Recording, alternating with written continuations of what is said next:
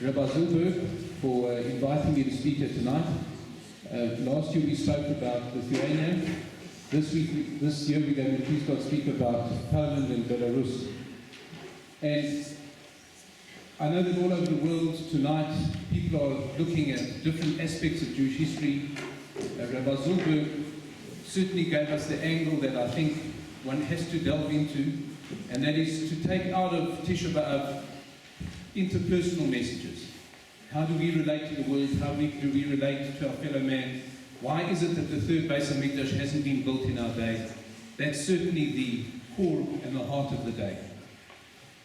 But I think all over the world today, people are also looking at different angles of Tisha B'Av, because we know that Tisha B'Av comes at the end of the 3 weeks, and it comes in a time astrologically when we have been beset by tragedies for thousands of years since the Raichlin came back in the times of the Chumash with a bad report about Eretz Israel. And since then we've seen throughout Jewish history the expulsion from Spain and many other tragedies that have happened at this time. And if one looks at the Holocaust, one sees also that at this particular time of the year, the 3 weeks, was a time when many thousands and indeed hundreds of thousands of Jews were murdered. And so, for me, I look at history as a window into the world and the eyes of Hashem himself.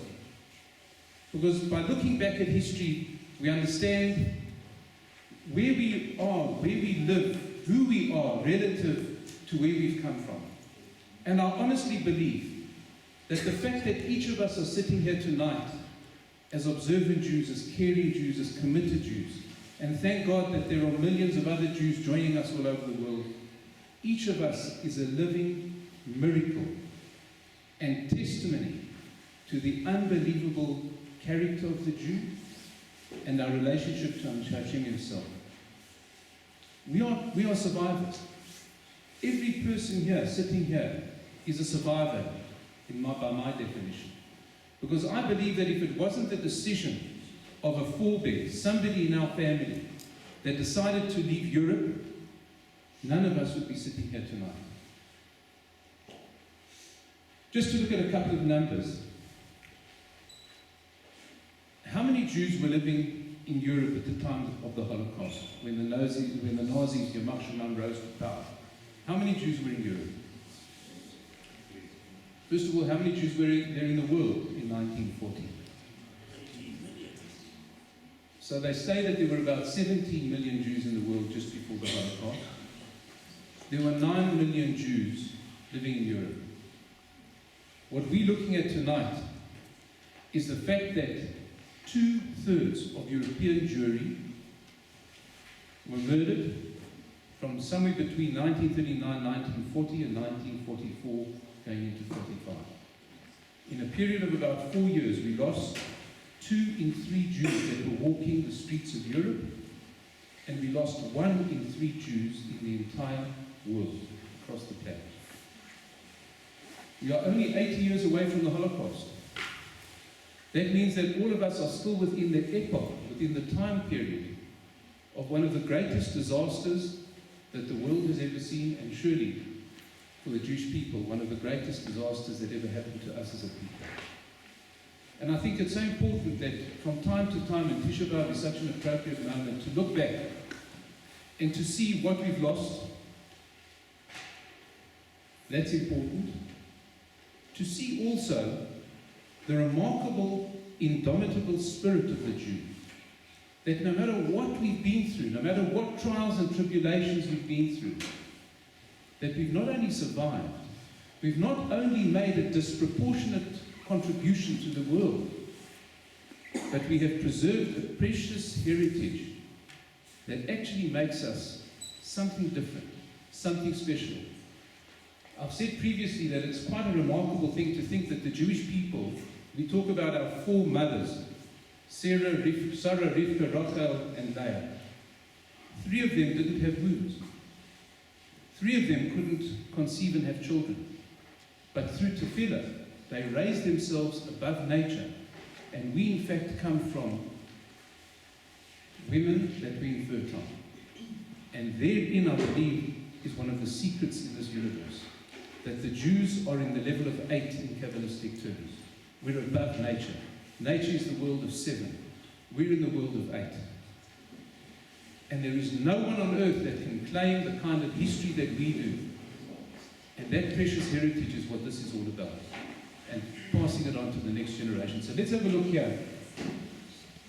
In Poland and Belarus, 2 central communities in Eastern Europe. And this is Poland. If we can maybe just switch off the lights at this point, I think Rabbi Zundberg's gone out. But just to contextualize it, thank you very much. We see here's Poland, here's Warsaw, and our travels in this particular tour, and this particular trip that I did was in 1996, and it was really the origin of the entire journey that I've taken in the last 22 years. There were 30 of us that were chosen from about 8 countries in the world by the Jewish Agency to understand what has happened in Jewish history so that we can come back to our communities and we can educate our communities and inspire our communities. And this particular trip that I did was the very, very first and has inspired me, and I continue that journey today. First with the Jewish Agency, afterwards with World Mizrahi, and more recently I was asked to be a scholar in residence for Yiddish Kosher Travels, which is another forum for me to inspire people about Jewish history, Jewish society, and the Jewish people themselves. So we went to Warsaw, we went down to Radom, and then we went to Auschwitz, which is just a little bit further south. And you can see some famous names of places: Bialystok, Pinsk, Krakow, where Schindler's List was filmed. And we're going to also talk tonight about Minsk, because we traveled from Poland, we went across to Minsk. Here's Lithuania on the top, Schlar, Shovel, Kovna, and look at this is interesting. Can you see, where is Vilna? Vilna's in Poland here, am I right? So where was Vilna, in Poland or Lithuania? It was in both. Because Vilna sometimes was occupied by the Poles and the border moved, and other times it was in Lithuania. But this is really, this part over here, Lithuania and Belarus, was really called Greater Lithuania, and you've got Poland in the middle here. Any idea how many Jews lived in Poland just before the Holocaust? 3 million. Approximately 3.3 million. They say 3 million. I think the more reliable statistic is about 3.3 million. Any idea how many Jews lived in Lithuania before the war?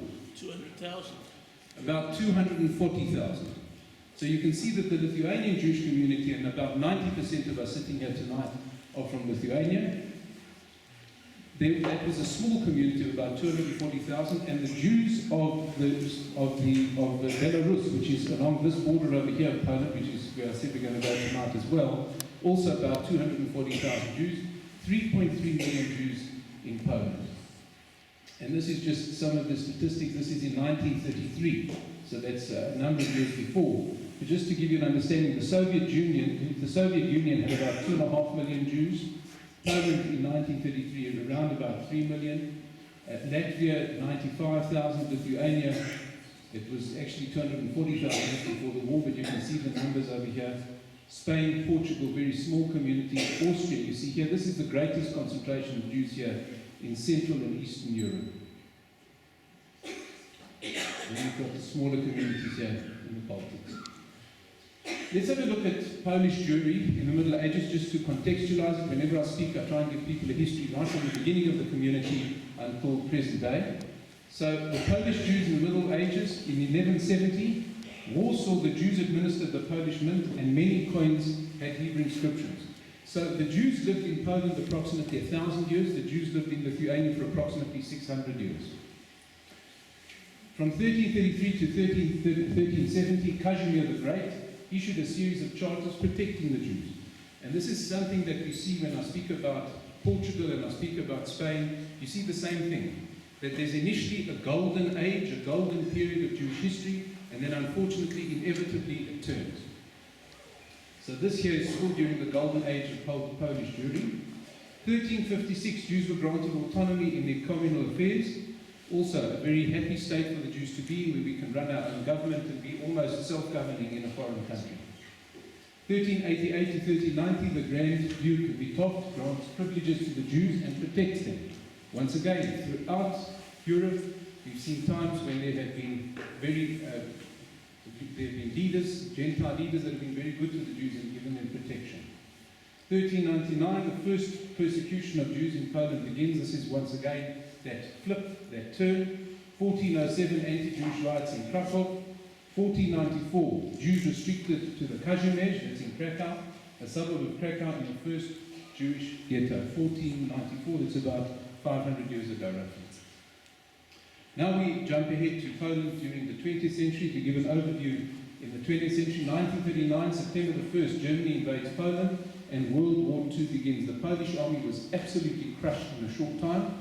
And that also is an amazing testimony to the Jews of the Warsaw Ghetto that managed to hold off the Nazi army for about 6 or 7 weeks, and that was the entire Nazi army.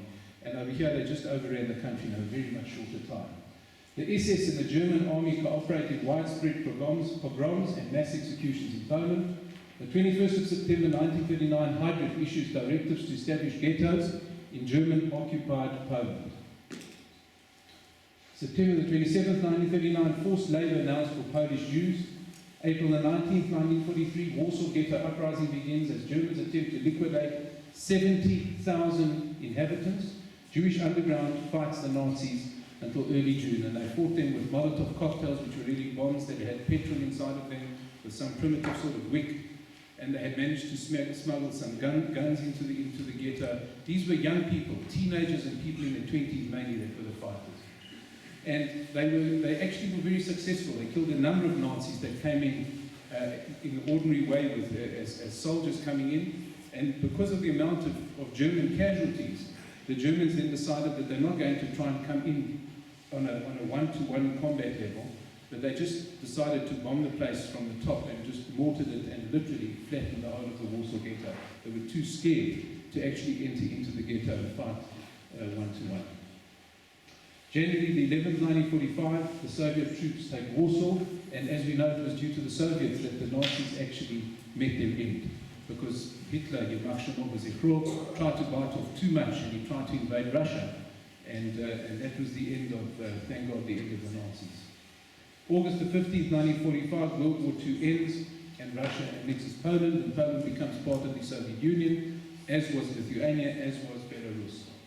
And in 1989, the Third Polish Republic, they got the independence from the Soviet Union in 1989. So let's have a look here at Poland. This is now Warsaw in the 1930s. It's a photograph that I got from Raichlin, just to give one an idea of some of the old buildings. And what's quite amazing is that there are still a number of these buildings there today. Most of Warsaw was destroyed in the Second World War, but there were a number of buildings that survived, and it's quite an eerie thing to actually see some of those old buildings, and you're actually looking at the buildings that the Jews were living in and working in and lived amongst when they were there. And this is a typical street scene over here, 1937, the Jewish stores in Warsaw, Poland.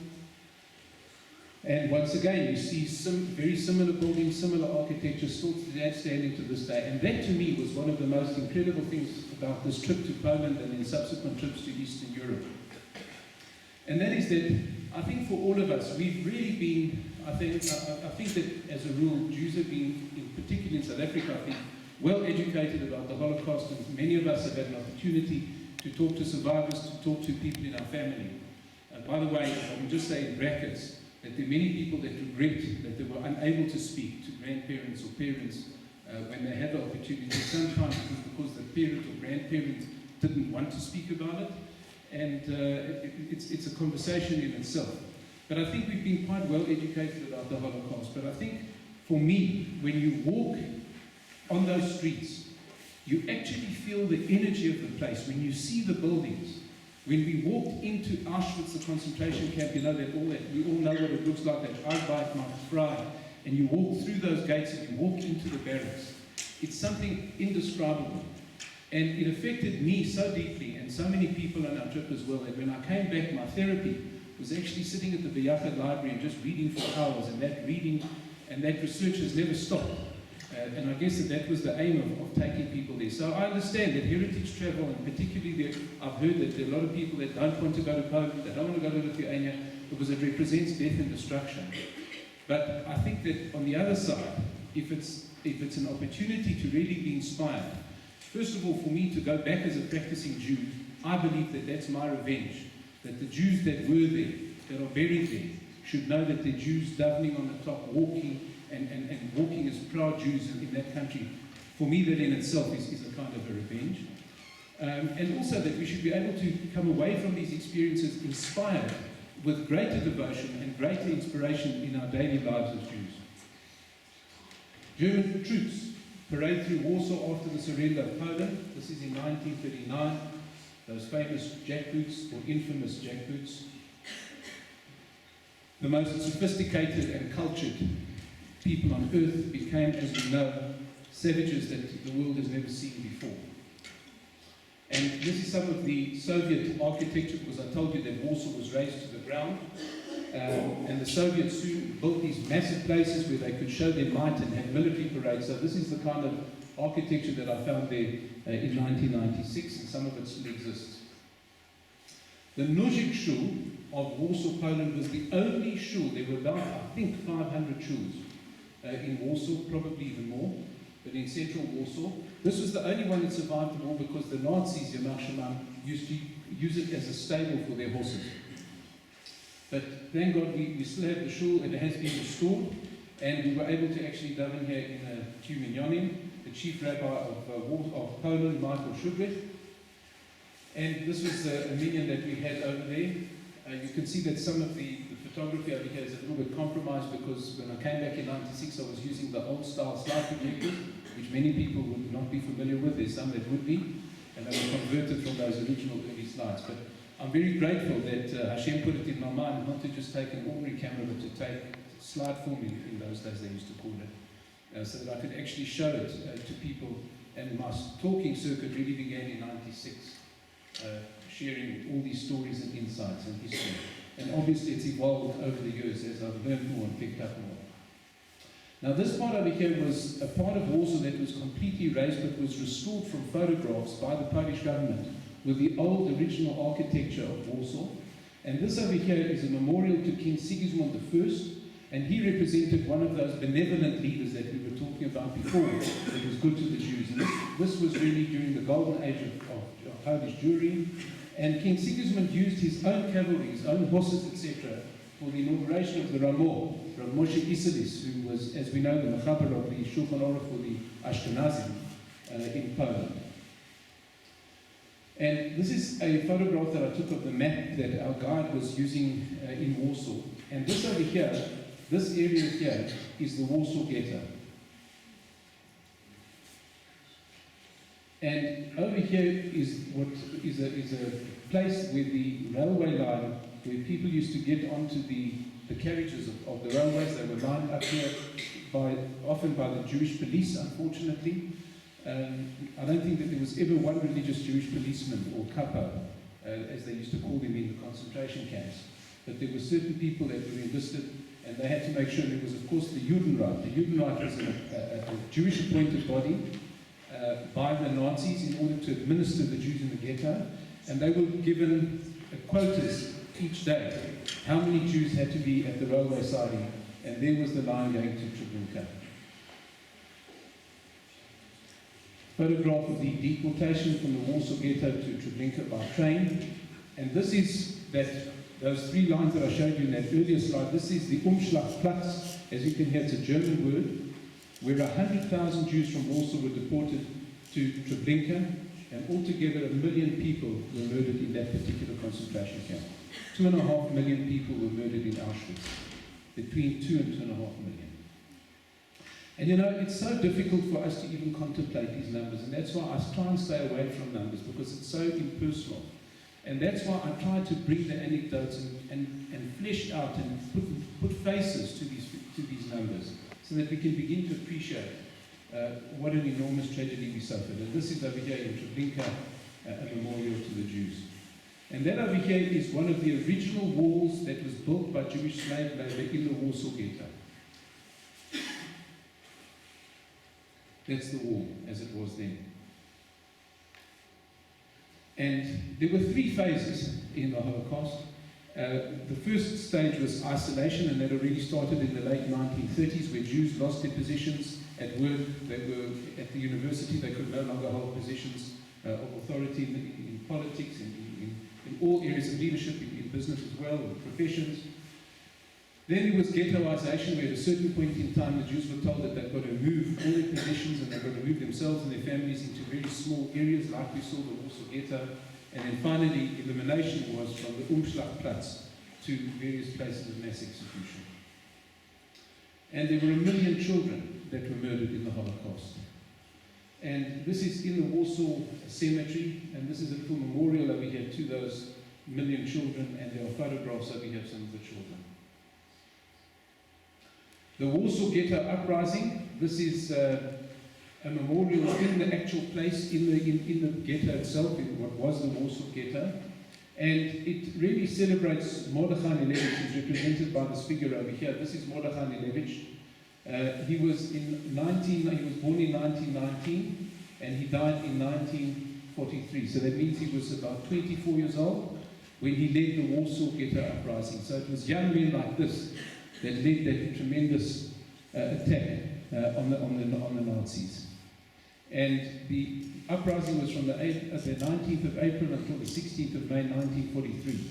The sculptor Nathan Rappaport actually got this rock from the Nazis. It's called Labradorite, this particular kind of stone. And it was ordered by Hitler to build a monument to the victory that he assumed he would have once he had wiped out the Russians and taken over the whole of Europe. But thank God he was destroyed, and they used that very Labradorite to build this memorial in the Warsaw Ghetto. There is a replica at Yad Vashem in Jerusalem. And you can see there were 13,000 Jews that were killed by the Nazis in this particular uprising. There was a tremendous debate that happened before the uprising took place. There was a moral debate as to whether some Jews can rise up against the Nazis, which would cause the inevitable death of everybody else in the ghetto. You know, some people said it was a suffix, you didn't know if you were definitely going to die by being in the ghetto. I think many might argue and say they were definitely going to die because they were going to be on that Umschlagplatz and taken to a place of mass execution. But on the other side, they were saying that if you cause this kind of rebellion and the Nazis are going to attack and they're going to wipe out the ghetto, then there's certain death for everybody. But at the end of the day, a decision was taken that they would rise up, and this is what happened. This is the historic fact. And this is on the reverse side of that stone, that Labradorite stone, and you can see over here the artist bringing out the fact that you have the Jew holding his Torah, looking up to Shemayim, that connection with Hashem, no matter what the circumstances, the Jewish spirit was left unbroken. And so we've looked now at one of the examples, and there were a number of examples where Jews rose up physically. I just want to say that each of these topics that I'm touching on can take literally hours of discussion, and I want you to forgive me. We're going to try and keep it to an hour tonight because I know it's not comfortable for people to sit. But we can talk about each and every one of these aspects for hours. But, you know, one of the questions, and I'll just raise it quickly and answer it quickly. Why is it that there was not enough physical rebellion against the Nazis? And I just want to give you one example. And it's not giving the full answer, but just part of it. If a man has been stripped of his job for several years, he hasn't got a passport that will let him out of the country. He's walking along the pavement with his wife and his children. Next to him are men with automatic weapons, with dogs, with infantry, and with an entire military behind him. How on earth do you expect people under those circumstances to rise up against these Nazi persecutors? What I'm saying is you can extend this example. It's all very well saying, but why didn't the Jews fight back? But when you're looking under circumstances where already it's a process that had taken several years to get to where they were. Often they were already starving. They didn't know where they were. Even if that man would have grabbed the soldier next to him and grabbed his gun or done whatever he did, it was certain death for his wife and children. And then where do you go? Where does this group of Jews go, even if they would have killed all the Nazis around them? So what I'm saying is that it's just, one has to look at the detail, the finer detail, to understand that they were no different to what we would be today. And that's what I say. How differently would we react in a situation like that? It would be no different. They didn't want to go like lambs to the slaughter. That's why I say, chas v'sholem, that anybody should ever use the phrase like lambs to the slaughter. It's an insult and it's simply not the truth. These were people that were doing the best that they could under those circumstances. Where they could escape into the forests, and even in the forests it was almost impossible to live. They became partisans. But there was another door that was open to Jews, and that was spiritual resistance. Well, let's look at the physical resistance first. So here's an example of the Jewish partisans entering the liberated city of Vilna in July 1944.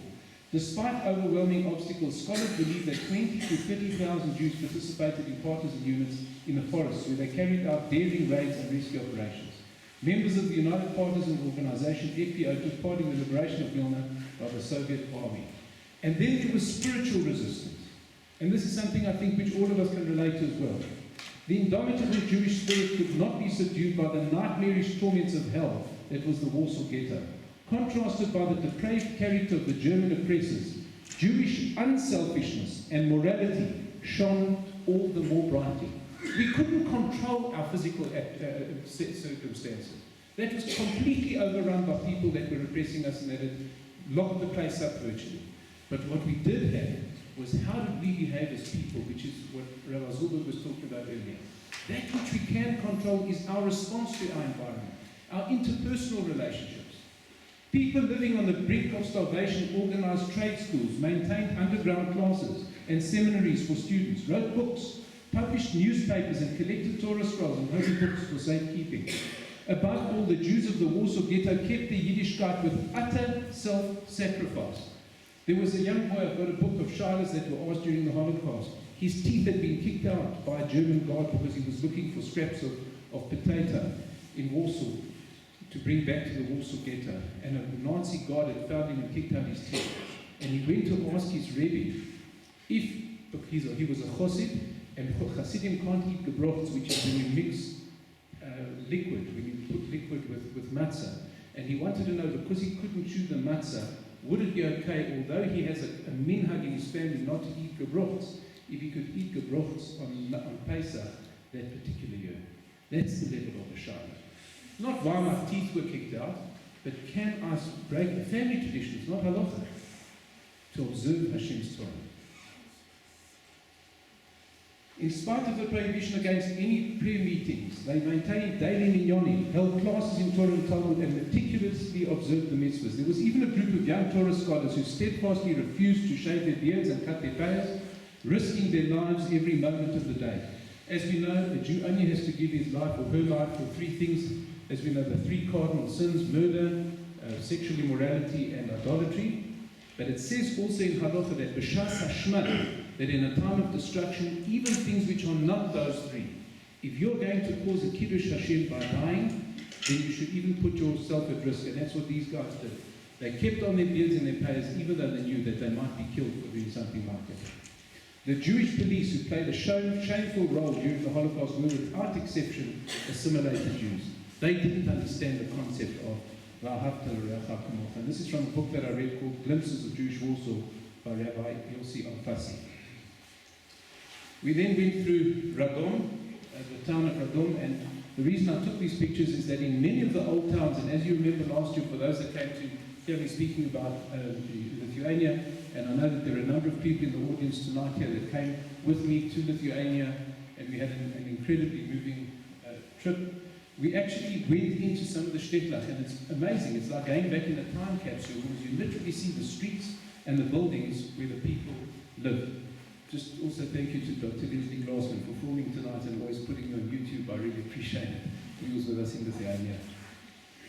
And now we look at why was it Auschwitz? Why was it that so many people, the figures range anywhere between 1.5 to 2.5 million Jews, 2 to 2.5 million.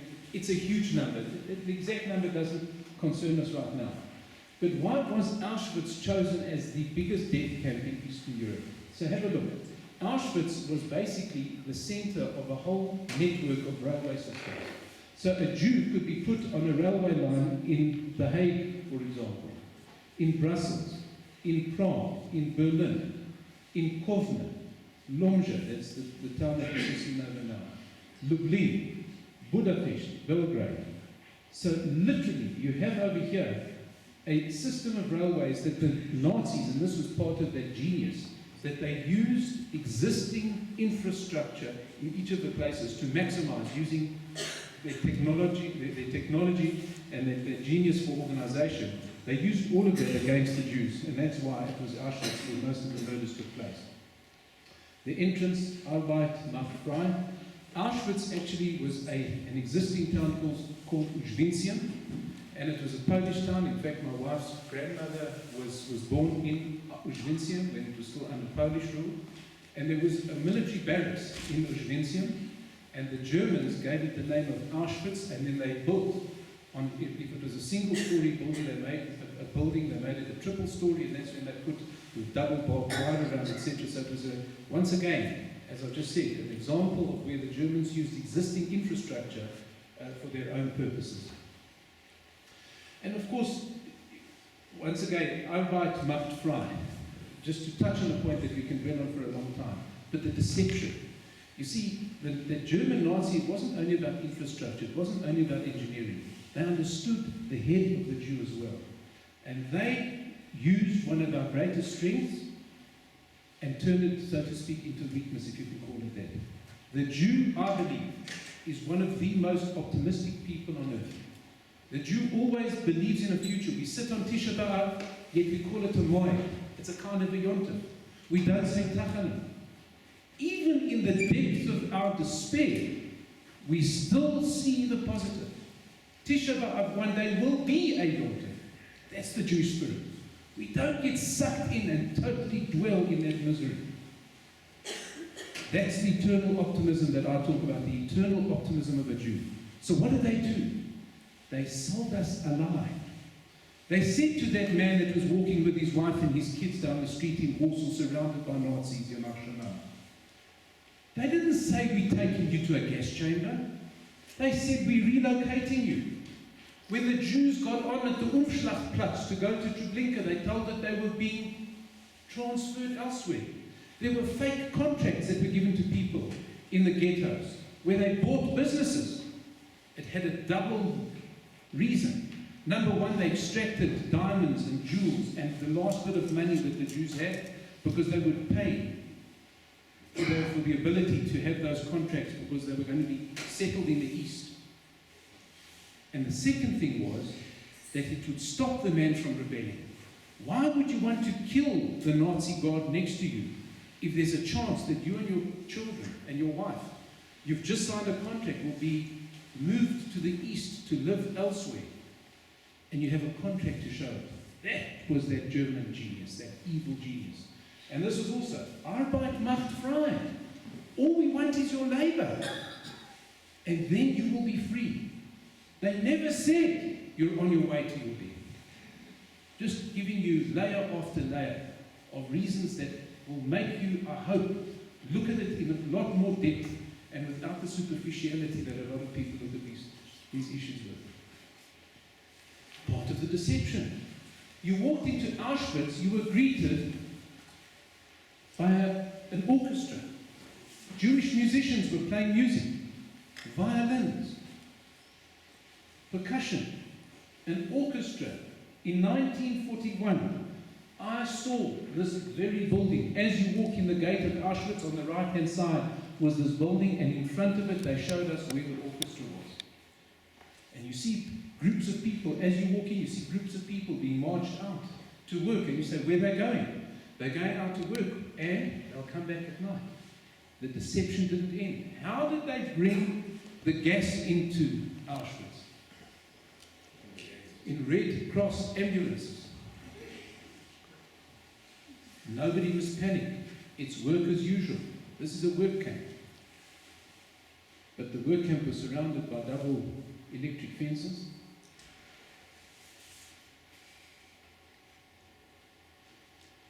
And as I said earlier, Auschwitz was a former Polish army barracks, and we were there. It was just the beginning of winter, but you can see how bare the trees are, and that sense of foreboding and death just hangs over the place. Talaisim of the prisoners of Auschwitz. Shoes. And look at this pair of sneakers over here, running shoes. And that also was a shock to me. I didn't expect to see shoes like we wear sports shoes today. They were wearing sports shoes as well in those days. Look at the colours. That was a victim that died in Auschwitz. And that's when I realised it wasn't a long time ago. We're still living in that epoch. We're still living in that generation. More shoes. The canisters, the Raichlin B canisters, brought in by those ambulances. People were told they were going for a shower. Please undress, please pack your clothes nicely and leave them in a place that you'll be able to find them when you come out of the shower. The deception did not end until the door was locked and they were in the showers never to come out. Alain, one of the guys that was with us on our tour, he asked if he could go to Barracks 19, and afterwards we heard that Barracks 19 was where his father was in Auschwitz, and thank God survived and went to Belgium and had Alain. So it was fantastic that we had actually the son of a survivor that was with us, representing that hope and that future. And here's the next to Auschwitz. Does anybody know what the camp was next to Auschwitz? Birkenau. So this is the entrance to Birkenau. Once again, look at the deception. This was built by the Nazis. This is like a Hollywood set. This wasn't a station. It was the end of the line, but instead of the railway line just ending, they created an optical illusion that made it look like this was a station, but those railway lines were going to carry on. But when they stopped the train, it was just on the other side of this building, and they built the railway line just long enough so that when the human eye looked down the train, looked down the rails, it looked like it was going on indefinitely, but we walked to the end and saw that it ended. The deception even in Birkenau.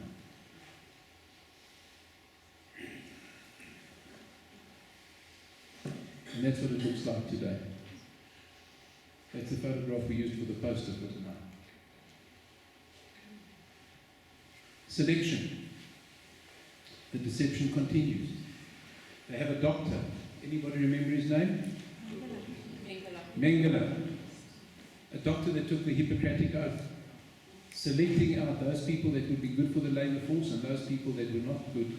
So they would go immediately to the gas chambers, and the ones that were fit enough to work would go to the other barracks in Birkenau, where they would survive maybe some a few weeks, some a few months.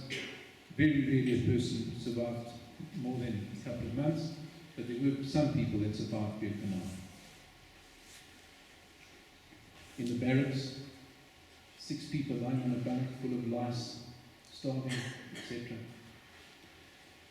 And when we went in, this was one of the guys on our trip. Unfortunately, he passed away last year, a colleague of mine, Owen Blomberg, the late Owen Blomberg. So he had a friendship with a chap by the name of Ruben Ziegelboim, who was a Jew that lived in Killarney. And his brother was Shmuel Ziegelboim. Shmuel Ziegelboim was involved in Yiddish theatre in Warsaw. And the reason that I'm bringing in this particular anecdote is that Ruben Ziegelboim, I actually went to have coffee with him, and I met him after we got back from this trip. Owen made the connection with me. And he said that his brother Shmuel Ziegelboim was actually, he was smuggled out of Poland, out of Warsaw, and he went to England to try and tell the people what was going on in Poland. That it was just before the Nazis came in, and he was trying to warn people, do whatever you can. Let's try and get the English government, let's try and get the American government to intervene. He had parlor evenings. They tried to set him up with government people. Nobody believed him. Jews found it hard to believe that what Shmuel Ziegelboim was saying was the truth. He tried to create some awareness. He had a foreboding, and he said, please intervene. Nobody listened to him. So he went to his hotel room and he wrote a suicide note, and he said, if you think that I wasn't being serious about how bad things are, and if you think that the destruction of the Jews is not coming imminently, maybe if I take my life, you'll take my message seriously. And he took his life in a London hotel. Here's a model of the crematorium. Remember I said earlier that they were told to take off their clothes. So there was steps, and we walked across the grass verge on the top. Once again, green grass and trees, And then you'll see a couple of stairs going down. There's an underground room over here where Jews were told to take off their clothes and to pack them so that they'll remember where they are when they come out. And then they were told to go in to have a shower. As we know, it was the Raichlin that was put in through these openings at the top over here. And then afterwards, Jewish prisoners would take the bodies because there was no way out. Once those doors were locked, they were hermetically sealed in there. Then they would take the bodies up into the crematory at the top. And then there were the Jews that were the slave laborers that were at the top over here, working day and night in the crematorium. And many of them were Greek Jews that were kept separately from the rest of Greek Jews. And when I do my talk on Greece, we talk about the Sonderkommandos. Many of the Greek guys were very strong. They were stevedores. They worked in the harbour in Thessaloniki. Many of them were boxers from Maccabi. And because of their physical strength, they were used as the Sonderkommandos to put the bodies into the crematorium. And thank God, at a certain point, the Allies did wake up. They didn't listen to Shmuel Ziegelbein, but eventually they did wake up to what was going on. After just saying that it's a purely internal affair and they're not getting involved, they did, and they bombed, the Allies did bomb the concentration camps. There was also, by the way, an incredible uprising of those Jewish Sonderkommandos, the Greek guys. There was also a rebellion where they managed to smuggle in pieces of dynamite and blow up one of the crematoria and kill a number of Nazis as well. And this over here is a memorial to the Jews of Auschwitz with human bone that was collected from the crematoria in this glass at the top. And then we move out of the Holocaust and have a look at Poland and that beautiful heritage that I was speaking to you about before, so that now that we've seen the destruction, let's understand what was destroyed in Poland. So this over here is a plaque outside a shul in Krakow, and this is the Rav Moshe Isserles. As I said, he wrote the Ashkenazi version of the Shulchan Aruch that was written by Rav Yosef Karo. He wrote where the Ashkenazi tradition changes. It is our tradition that on this place, Ahmad Haramoz Zatzal, Rav Moshe Isserles of blessed memory, to pray and to express his heart to Hashem. One of the great giants of Poland and of Jewish history in Poland. And this is inside the Ramor Shul. His father was a wealthy man and said, I don't want to build you a wooden shul because they would often burn down. So it was made of stone, and it was made so well that here it is after several centuries still standing. This, by the way, is the plaque on the wall. The grave of Rav Moshe Isserles, the chief rabbi of Krakow. And who was he? He lived from 1525 to 1572, born in Krakow. And he was known as the Rambam, the Maimonides of Polish Jewry. He coded and indexed Jewish law, the great-grandson of Rabbi Hugh, the first rabbi of Brisk, and he wrote the commentary to the Shulchan Aruch for Ashkenazi. To this day, they have Jewish music playing in Warsaw, and there's a great revival of klezmer music, and this is a concert of the Klezmaniacs, the klezmer band, and they still play today in Krakow. There's an annual festival where non-Jews are playing Jewish music. It's quite bizarre. In Poland, like the Jews used to play for centuries before. Let's have a look at the great legacy of Polish Jewry. Rav Meir Shapiro Zatzal, the Rosh Yeshiva and Rov of Lublin, the founder of the Daf Yomi movement. There are a number of us all over the world that have been learning and are learning in the Daf Yomi program. He raised funds for the construction of a new building for the Chachmei Lublin Yeshiva. 400 Talmidim started, and the entrance exam that you were tested on, you had to have knowledge of 200 Daf Gemara just to be admitted into the Yeshiva Chachmei Lublin. And it was unique for a person to be both a Rov and a Rosh Yeshiva, as with the Telzer Rov, the Laser Gordon. So there were certain individuals that were both the Rov, the communal leader, the man that was reaching out to the entire community, and at the same time was the Rosh Yeshiva that was involved deeply in the learning of all the doctrine in the Yeshiva. And he died, unfortunately, at the age of 46. And this is the incredible building still standing to this day in Lublin. During the Nazi occupation, the original yeshiva was established in 1515, and the city became known as the Jewish Oxford.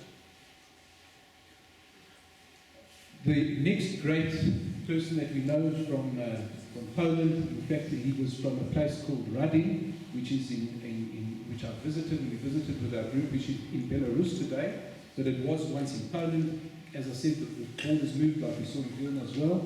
Rabbi Yisrael Meir Kagan Zatzal, the Chofetz Chaim, lived from 1838 to 1933, lived well into his 90s, and he was the one that, when Rabbi Zilberg was speaking a few minutes ago, Mi ha'isha Chofetz Chaim ohed yamim nirotov, and he learned from there that if you want life, don't speak Lashon Hara. And to live to the age of something, I think it was 97, is that right? 95. In between 1800 and the early 1900s just shows that he was living testimony for what he lived for. He was born in Rzeszów in Poland on February 6, 1838, and died and is buried in Raichlin, Lithuania. And he authored, as we know, the famous Mishnah Brura. So as much as people think of him as a tzaddik, he was also an enormous giant in Torah, and was a codifier just like the Ramah, so he too was a codifier of the Shulchan Aruch. My own personal family history, Rav Moshe Rosenstein, my son Yonatan Moshe is here tonight. He was named after Rav Moshe. He studied in the Telz Yeshiva of Lithuania. He was a Talmud of Rav Shimon Shkop and Rav Simcha Zissel Ziv in Kelz. He was the Mashgiach of the Lomzhi Yeshiva in Poland. So this was a Lithuanian Jew that learned in Telz, in the Musa schools of Lithuania, and then he went across and started the first Litvische Yeshiva in Poland.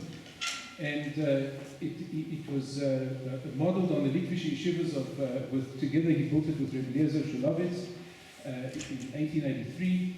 Sorry, Eliezer Shulovitz built it in 1883, but Rav Moshe came across in the 1930s and introduced the Lithuanian learning.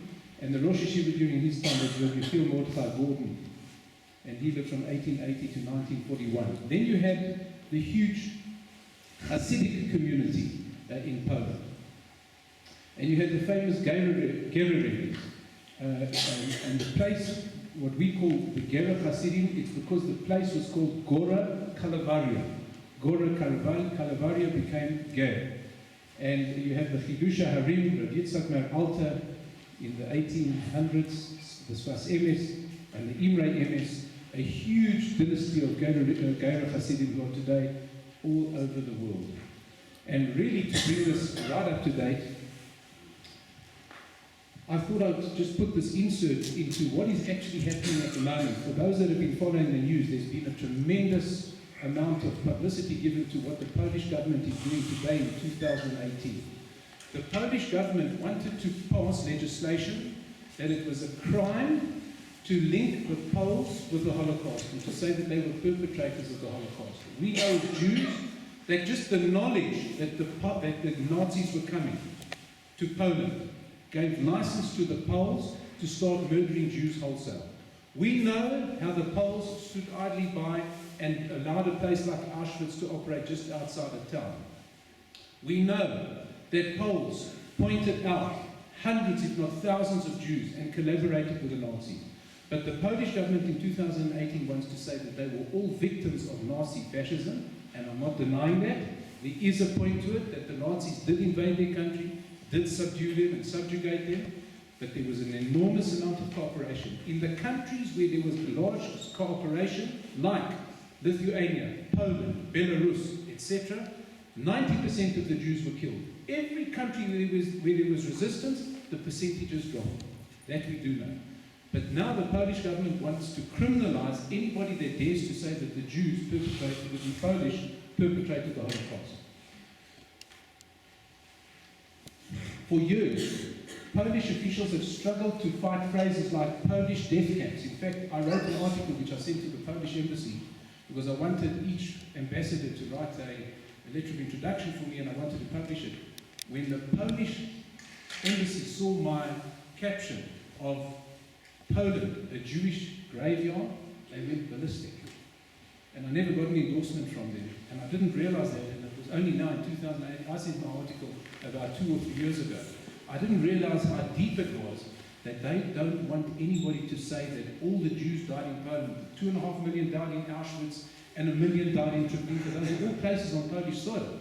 But what they want to criminalize, they want to say, don't link it to Poland. Don't make it look like we were the perpetrators of the Holocaust. So they don't want things like Polish death camps they don't want people to refer to Polish death camps, and they fear that as the war grows more distant, new generations will mistakenly come to believe that Poles were the perpetrators of the Holocaust.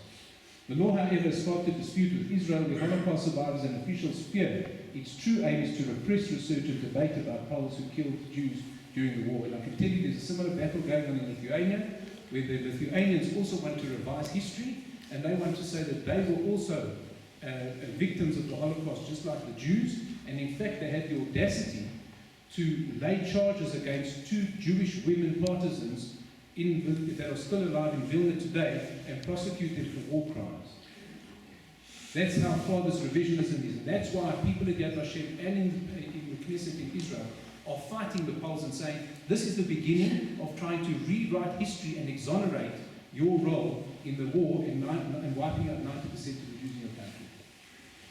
And we'll just conclude tonight with just a short analysis of Belarus.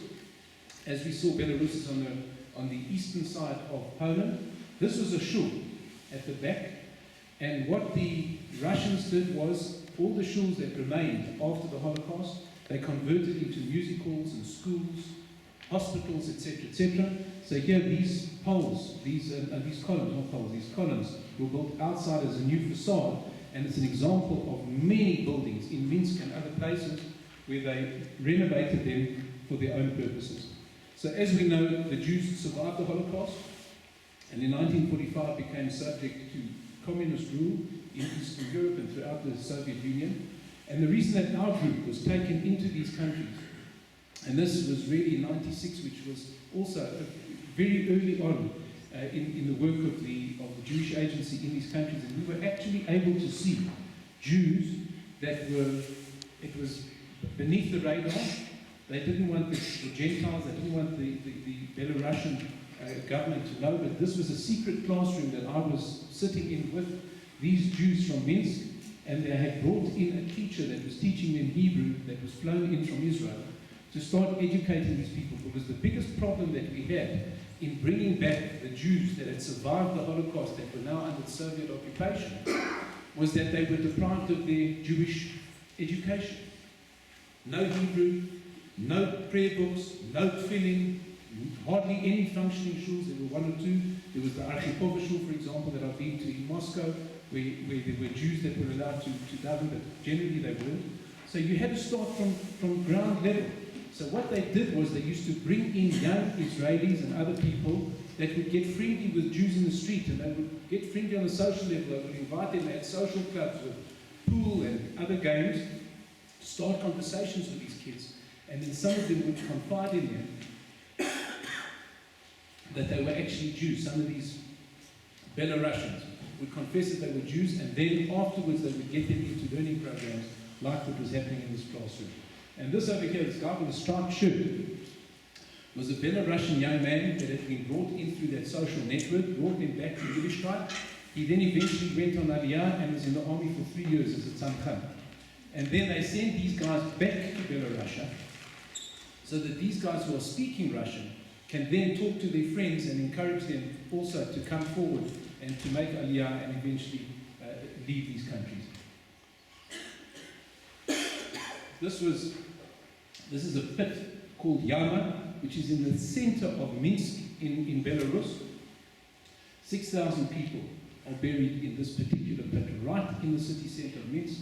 And this guy here is an incredible guy.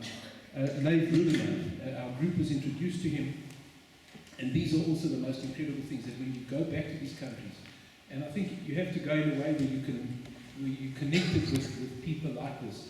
Leif Ruderman was brought up in a communist home in Russia, and he used to spy on his parents.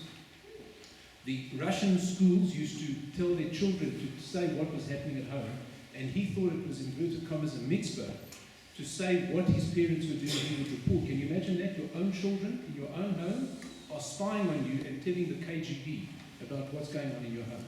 That was Leif Ruderman, until he got to a certain point where his father, now can you imagine walking this tightrope that you know your kid is reporting you to the KGB, but you have to try and say to him in some way, they are the enemy, I am your family, we are proud Jews, you can't be reporting on us.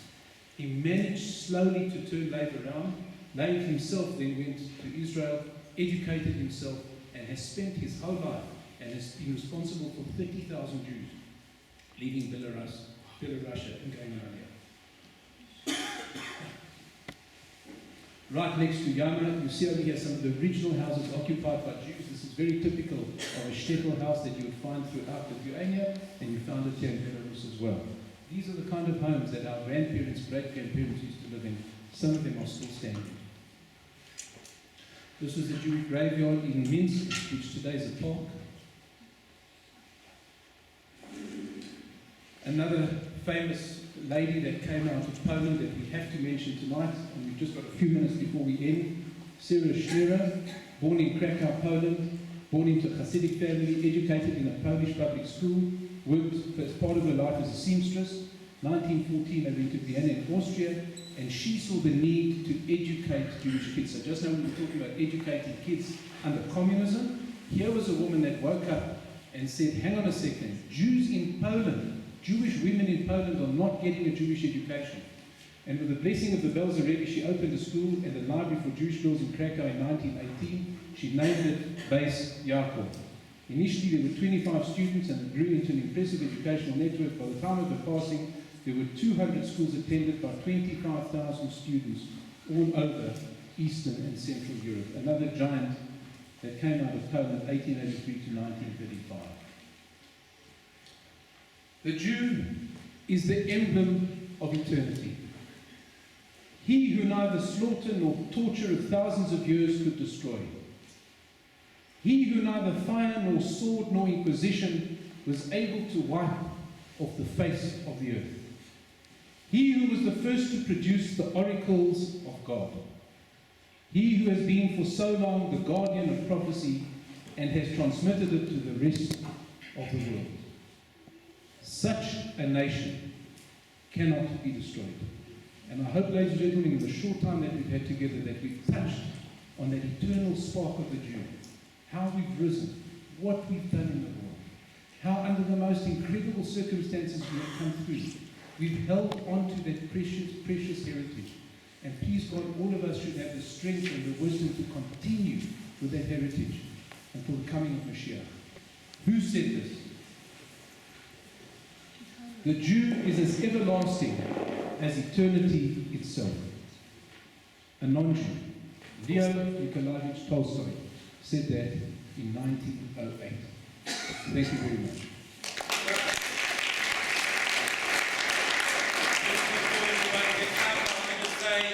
A very big thank you to Hugh, not only for tonight, but to him and his family for their tremendous contribution to our community. And thank you for always being the ultimate team player. Big Yeshikah, very informative and very well done. Tomorrow morning, Shachris will be at 8:30.